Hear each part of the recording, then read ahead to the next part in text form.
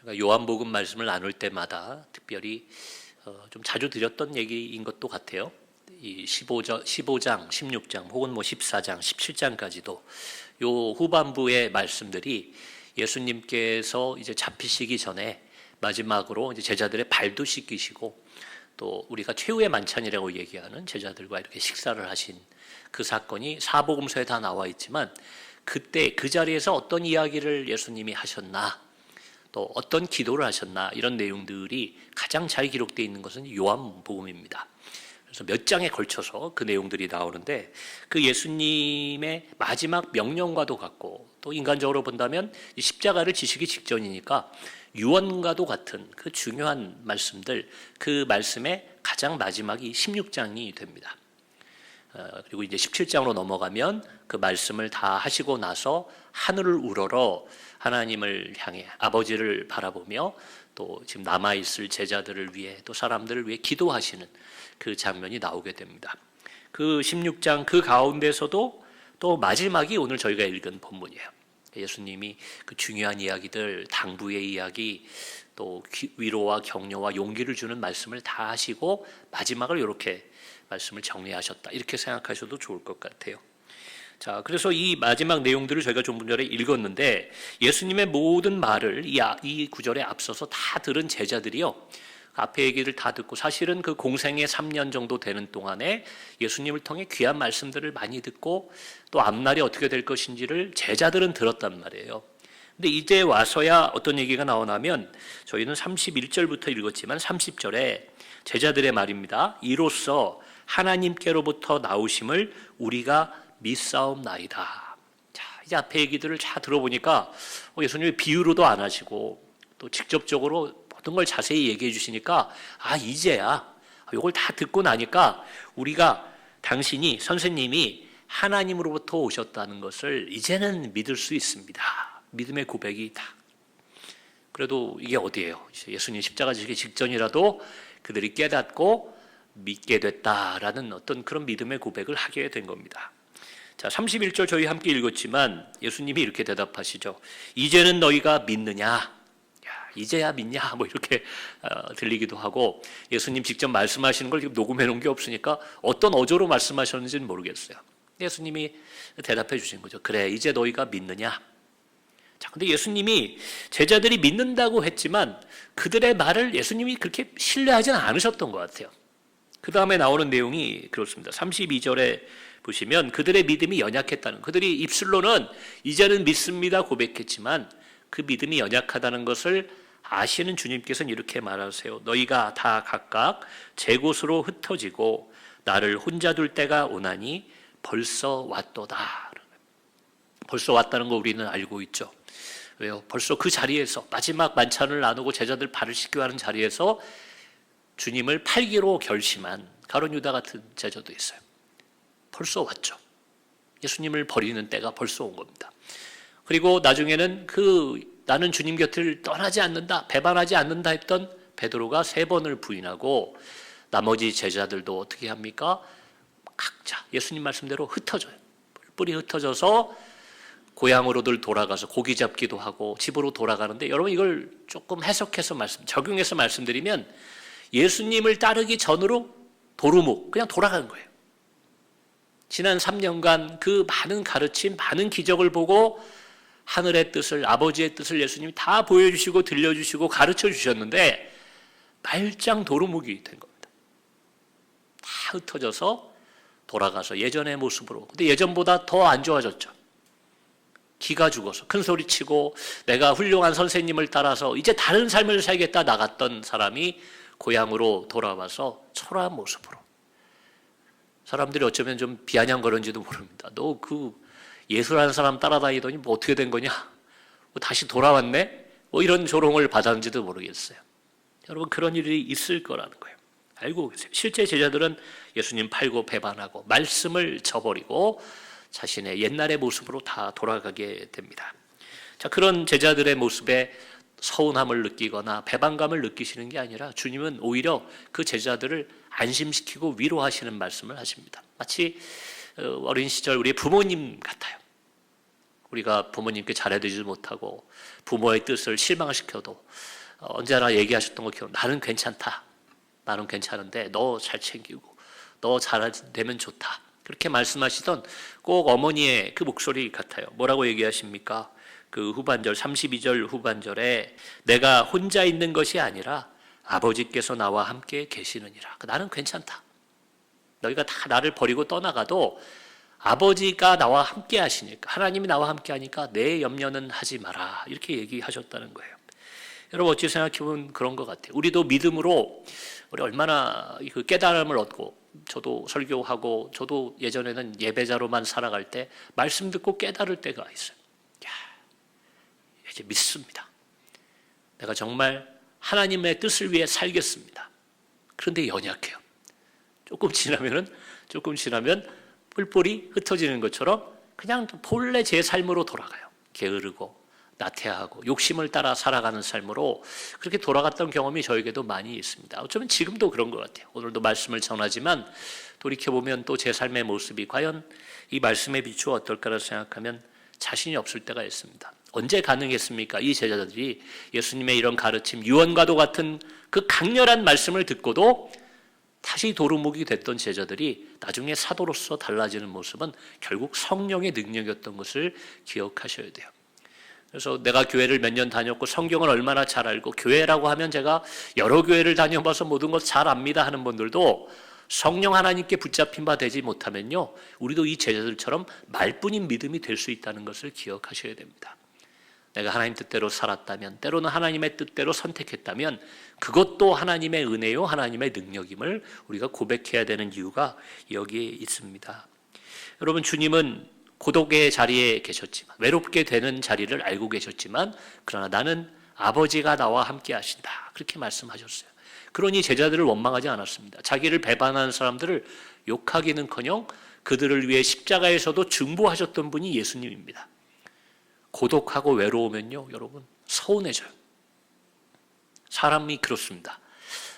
주변에 사람이 많고 모든 사람이 나를 찾아줄 때는 마음이 너그러워져요. 저 사람 그럴 수 있지.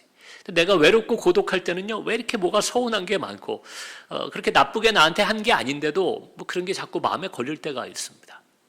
여러분, 우리 주님도 고독하고 외로우셨는데 우리가 뭐라고 이 땅을 사는 동안에 외로움이 전혀 없겠습니까? 저도 돌아보면 그런 것 같아요.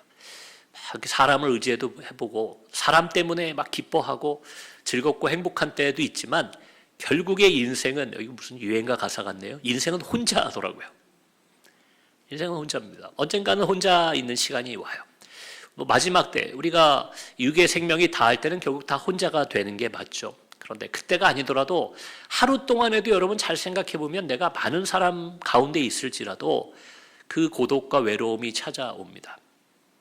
그걸 망각하고 사는 거죠. 마치 내가 혼자가 아닌 것처럼 망각하고 살아가고, 혼자 있는 게 두려우니까 취미 생활도 하고 욕심 부려서 일도 열심히 해보고, 여러분 더 나중에 가면은 뭐 알코올의 문제라든지 마약의 문제라든지 도박의 문제라든지, 여러분 이런 게 다 어쩌면 인간 근원 속에 있는 외로움과 고독함에서 벗어나려는 발버둥일 수 있어요. 근데 주님이 오늘 말씀 가운데 우리에게 주신 것이 있습니다. 우리는 혼자가 아니라는 거죠. 사람들은 떠나갑니다. 자녀도 성장하면 이제 내 곁에 없어요. 혼자 있는 것 같아요. 어떤 때는 부부가 나란히 앉아서 TV를 보고 있지만 내 안의 고민과 내 안에 어떤 있는 생각을 바로 옆에 있는 내 아내도 내 남편도 이해하지 못할 때가 있어요. 아니, 감히 꺼내서 얘기하지 못하는 고민도 있습니다. 아, 인생이 혼자구나. 뿔뿔이 나를 버려두고 나를 혼자 두고 모든 사람이 떠나간 것 같은 그때에도 여러분, 아버지 하나님은 여러분 곁에 여러분의 손을 꼭 잡고 계신 것을 잊지 마시기 바랍니다. 여러분, 그게 우리의 힘이자 우리의 능력이에요.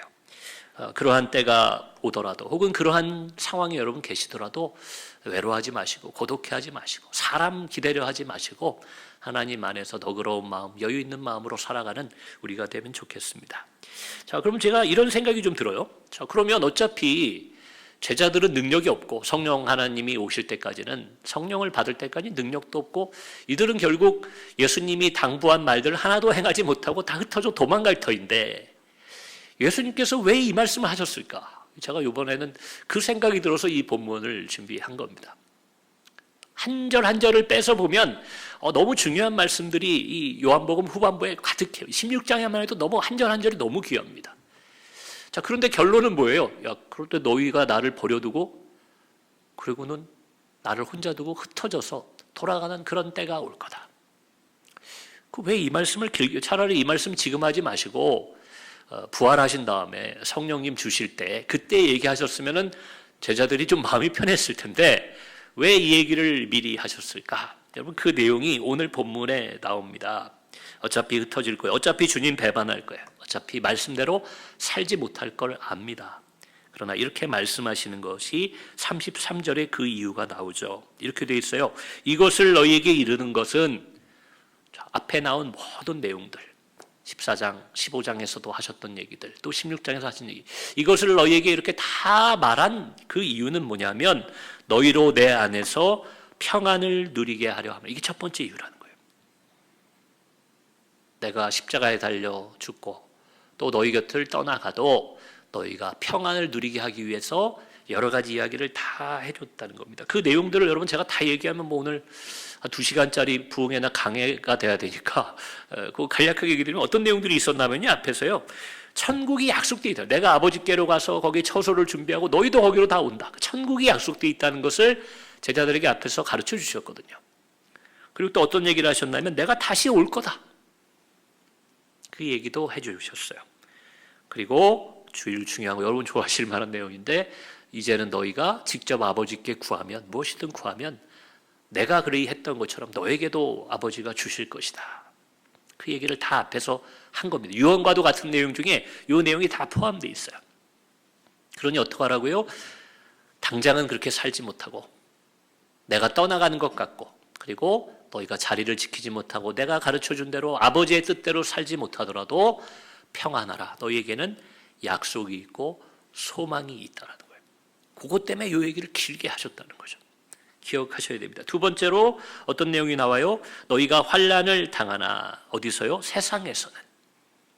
세상에서는 환난을 당한다는 거예요. 그러나 담대하라. 내가 세상을 이기었노라. 예수님은 세상을 이기셨습니다. 실제로 십자가에서 죽으셔서 우리의 죄를 다 사여 주시고, 또 부활하심으로 하나님의 인정을 받고 사단을 물리치죠. 어떻게 보면 창세기에서부터 나오는 얘기. 여자의 아들이 뱀의 머리를 상하게 한다. 그게 예수님에 대한 예언이거든요. 예수님이 사단의 결박을 다 풀어주시는 그 역사, 승리가 있죠. 내가 세상을 이기었노라. 그러니 담대하라. 평안하고 담대하라. 그것 때문에 요한복음 이 후반부에 나오고 있는, 또 복음서에 다 기록되어 있는 예수님이 최후의 만찬에 제자들에게 길게 얘기하신 겁니다. 이게 어떻게 보면 제일 중요한 두 목적이에요. 우리가 세상을 살 때에, 또 신앙인으로 살 때 우리는 비전이라고도 말하고 소명, 사명이라고 말하는데, 제가 그 말을 하는 걸 좀 조심스러워하는 이유가 있어요. 제가 우리 선배 목사님들이나 혹은 제 동시대의 목회자들이나 교회 리더들을 볼 때 안 그런 분도 많이 계시겠지만, 많은 경우 사명입니다, 소명입니다, 비전입니다 말하면서 자신의 욕심을 따라 하나님의 이름을 이용하는 사람들을 제가 많이 봤기 때문에 그래요. 그분들을 비판하고자 이 말씀 드리는 게 아닙니다. 여러분, 그런 것도 좋아요. 소명, 사명을, 내가 이 땅을 사는 동안 무슨 일을 하겠다, 교회를 부흥시키겠다, 전도를 많이 하겠다, 여러분 좋은 일입니다. 제가 그거 하지 말라는 것도 아니고 나쁘다고 얘기하는 거 절대 아니에요. 아주 좋은 일인데, 여러분 그거를 하려고 말은 해놓고 뭘 못 지키냐면 여기 나온 거, 평안하고 담대한 걸 못하면, 평안하고 담대한 걸 못하면 여러분 그건 아무 소용이 없는 거예요. 예수님이 이 이야기를, 성경에 나온 이 많은 이야기를 우리에게 주신 이유는 너희가 이 세상에서 기본적으로 내 안에서 평안하기를 바라기 때문에 이런 걸 준 거예요. 그리고 세상에서 환난을 당한다고 말씀. 여러분, 예수님의 제자도 또 예수님의 말씀으로도 세상에 환난이 있다는데, 여러분 예수 믿으면 환난이 없습니다. 저는 이렇게 말씀하시는 분들이 그걸 기원하는 말로, 좀 축복의 말로 하시는 거는 괜찮아요. 근데 실제 그렇게 믿으면 좀 문제가 있다고 봐요. 여러분, 예수님도 그렇게 얘기하신 적이 없잖아요. 너희가 세상에서는 환난을 당할 수 있다, 이렇게 얘기하셨거든요. 예수 믿으면 아무 고난이 없습니다. 아닙니다. 이건 제가 자신 있게 말씀드려요. 그렇지 않습니다. 당장 그러면 목사인 제가 고난이 없어야 되잖아요. 여러분 아시잖아요. 저도 꽤 고난의 삶을 뭐 여러분들에 비하면 아무것도 아닐 수 있지만 저도 나름대로 고난의 삶을 거쳐왔고 앞으로 제 인생에도 그런 일들이 있을 겁니다. 예수님이 그 얘기를 하시죠. 세상에는 환난이 있다. 다만 예수 믿는 사람과 예수 믿지 않는 사람의 차이는 불안해하고 두려워하고 절망하느냐 아니면 담대하게 그 환난 속에서 살아가느냐. 여러분 그 차이가 있다라는 거예요. 비유를 들면 뭐 정확한 비유는 아닌 것 같아요. 제가 좀 어떤 면에서는 안 맞는 것 같은데 마땅한 비유가 생각이 안 나서 한번 이런 걸 생각해 봤어요. 여러분 수술 받아보셨죠? 저도 수술 받아봤으니까요. 저도 경험이 있습니다. 수술 받고 나면은 의사가 이런 얘기를 합니다. 수술 잘 됐습니다. 이제 걱정 없습니다. 근데 따라오는 말이죠. 그러나 당분간은 좀 조심하셔야 됩니다. 어떤 경우는 수술 부위에 통증이 아무는 데까지 몇 달이 걸리기도 하고 또 몸이 정상적으로 컨디션이 돌아올 때까지도 뭐 길게는 뭐 6개월, 1년 걸리는 그런 수술도 있습니다. 저도 그랬던 것 같아요. 다 나은 것 같아서 이제 괜찮다 했는데 또 1년 지나니까 몸이 더 좋은 거예요. 그래서 내가 좋은 게 아니었구나. 불편한 거였구나. 마치 그것과도 같아요. 예수님이 세상을 이겼기 때문에 우리에게는 천국이 이미 약속됐고 우리는 영원한 아버지의 나라에 들어갈 담대함을 얻었지만 상처가 아물고 회복이 되는 동안에는 통증이 있는 것처럼 우리가 세상에 있는 동안에는 세상의 권세를 아직까지 잡고 있는 땅의 권세를 가지고 있는 여러분 사탄의 영향 때문인지 몰라도 혹은 우리가 욕심에 미혹되기 때문인지는 몰라도 어찌됐건 이 세상에는 환난이 있다는 거예요. 내가 아무리 바르게 살고 또 착실하게 살아가도 여러분 뭐 외교에 문제가 생기고 전쟁이 일어나고 자연재해가 있는 것 우리가 어떻게 하겠습니까? 세상에는 환난이 있지만 그러나 우리는 담대할 수 있어야 됩니다. 지난주에 기도원에서도 이 본문을 가지고 제가 나눴지만 여러분 그러면 우리는 우리를 두렵게 하고 불안하게 만들고 걱정하게 만드는 이 환난의 세상 속에서 어떻게 살아야 되느냐, 어떻게 담대할 수 있느냐 그 비결을 마태복음 10장에 예수님이 제자들 12제자를 딱 불러놓고서 그들에게만 특별히 12명 수제자들이라고 할 수 있죠. 우리 교회 성도님들 같은 분들입니다. 그냥 교회 문턱에 겨우 들어와서 있는 초심자 같은 분들이 아니라 사명자들 예수님의 제자들에게 여러 가지 당부를 하고 말씀을 부탁하시면서 그 가운데 28절에 이런 말씀을 하시죠. 몸은 죽여도 영혼은 능히 죽이지 못하는 자들을 두려워하지 말고 오직 몸과 영혼을 능히 지옥에 멸하실 수 있는 이를 두려워하라. 여러분 이 말씀을 기억하시죠. 12제자에게 주셨던 이 말씀 여러분 세상을 두려워하는 이유는 세상이 적어도요 여러분 사실 우리 몸을 죽일 수 있어요. 우리를 어떻게 못할 거다? 아니에요. 세상은요 여러분 우리 몸을 죽일 수 있습니다. 실제로 우리는 지금 좀 평화롭고 여러 가지 한국 사회에 문제가 있다고 하지만 여러분 이렇게 안전하고 좀 이렇게 많이 누릴 수 있는 나라도 전 세계에 얼마 없습니다. 어떤 나라는 가면 선진국이라고 해도 뭐 길거리 다니기 위험한 동네들도 있고 또 어떤 곳은 뭐 사람들이 행복지수는 높다고 그러는데 먹고 사는 게 그렇게 넉넉하지 않은 나라도 있어요. 우리나라 정도면 저는 좋은 나라라고 생각합니다. 그러나 과거에 우리나라 그렇지 않았죠. 일제시대 때도 그랬고 한국 전쟁이 있을 때는 세상에 내가 어떻게 사느냐에 따라 내가 정말 목숨을 잃을 수도 있는 그런 시대를 산 적도 있습니다. 자, 그런데 제가 이렇게 한번 말씀드려볼게요. 말씀에 의지해서. 저도 겁이 많은 사람이지만 여러분 기껏해야 정말 최고로 해봐야 우리 육의 생명을 가져가는 게 세상의 환난이라는 거예요. 그러나 하나님은 어떤 분이라고요? 우리의 몸뿐만 아니라 우리의 영혼까지 지옥에서 멸하실 수 있는 영원히 죽일 수 있는 능력이 하나님한테 있다는 거예요. 그러면 여러분 이거 거꾸로 얘기하면 세상은요 내 육을 살려줄 수 있는 능력이 있어요. 잘 먹고 잘 살게 해주고 폼나게 살 수 있게 해주는 권력이 세상에는 있는지 몰라요. 하나님은 물론 필요할 때 우리에게 그런 걸 주실 수 있는 능력도 있지만 우리의 영혼이 잘됨 같이 여러분 우리의 영혼을 살리시고 어떤 환난 속에서도 담대하고 평안하게 할 수 있는 영의 능력을 주실 수 있는 분이 하나님이신 것을 여러분 기억하셔야 됩니다. 여러분 그러니까 가능한 거예요. 우리 아이들이 뭐 두려워하는 게 있어요. 예를 들어 성격상 어디 앞에 나가서 얘기하거나 누구한테 뭐 물어보거나 뭐 이런 거 좀 어렵잖아요. 절 닮아서 그런가 봐요. 저도 어릴 때 그랬거든요. 제가 뭐 문방구 같은 데 가서 물건 바꾸는 걸 못했어요. 쑥스럽고 그거 가가지고 이걸 또 바꿔달라고 말하는 게 뭔가 그 어린 마음에는 구차하고, 이거 뭐 지우개 그냥 쓰면 되지. 근데 어머니가 너 지우개가 집에 여러 개 있는데, 저는 몰랐죠. 장롱에 있는 거를. 그래서 하나 사왔는데 또 가서 돈으로 바꿔오라는 거예요. 싫어요. 두려워요. 창피해요. 근데 제가 그걸 바꿨을까요? 안 바꿨을까요? 바꿉니다.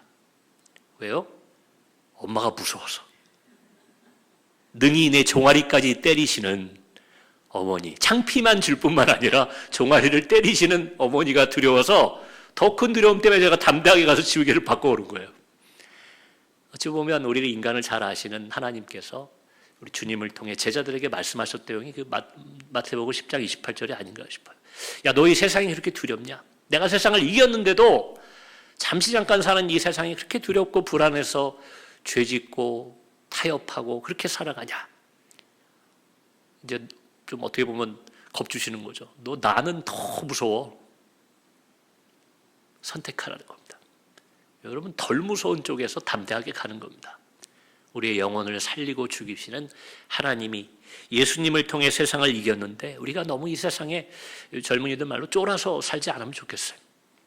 담대하게 사시면 좋겠습니다. 그리고 담대할 수 있는 능력은 앞에 제가 다른 이야기처럼 드렸지만 사실은 평안해야 불안하면 여러분 담대할 수가 없어요. 걱정이 돼요. 자려고 누워도 너무 걱정이 돼서 잠도 잘 수가 없습니다. 기억하시기 바랍니다. 예수님이 세상을 이겼다는 것, 여러분 성경에 그냥 허울 좋은 표 같은 말이 아닙니다. 예수님은 우리의 죄의 속박을 깨시고 우리를 영원의 천국에 들어갈 수 있는 권한을 나중에 주시는 게 아니라 이미 우리에게 주셨어요. 다만 우리가 아직 마치 수술 부위가 회복되는 시간을 기다리는 것처럼 이 세상을 사는 동안에는 어쩔 수 없이 남들도 다 당하는 환난을 겪을 수 있다는 것입니다. 환난이 있고 불확실한 미래를 알지 못해 불안할 때라도 세상을 이기신 주님을 바라보고 또 성경 말씀, 이 요한복음만 그렇게 써요. 성경 전체가 그러한 예수님과 하나님의 당부가 담겨 있는 거예요. 이러니까 뭐라고요? 너희는 평안하라. 내 안에서. 돈이 있어서 평안한 게 아니고 건강해서 평안한 게 아니라 주님 안에 있어서 우리는 평안할 수 있고, 그러니 세상의 환난 앞에 사람들은 이리저리 쓸려다니고 절망하고, 여러분 교회 다니는 사람들이 자신의 목숨을 끊는 경우도 있잖아요. 인간적으로는 참 안타까워요. 얼마나 힘들면, 얼마나 어려우면 스스로 자기의 목숨을 포기했을까. 그 깊은 절망을 남이 어떻게 이해하겠습니까? 그러나 한 가지 안타까운 건, 저는 뭐 자살이 죄다 아니다 뭐 이런 교리적인 의미 없는 그런 얘기 드리는 게 아니에요. 그가 혼자였다고 느낀 거죠. 아버지 하나님이 나와 함께 한다는 걸 모르면 절망이 오는 거예요.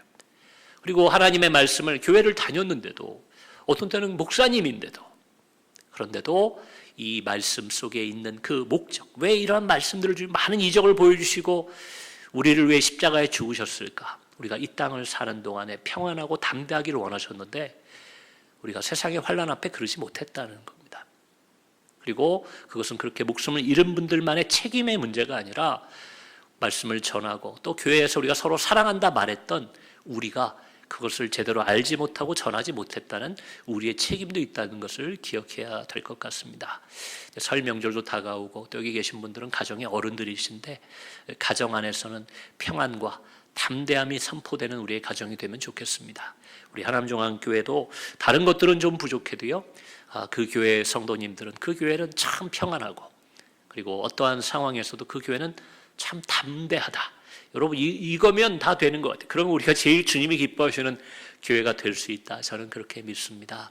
그렇게 한 주간, 아니 남은 우리의 인생의 길을 주님 안에서, 세상을 이긴 주님 안에서 평안하시고 담대하게 기쁨을 누리며 살아가시는 저와 여러분이 되기를 주의 이름으로 축원합니다.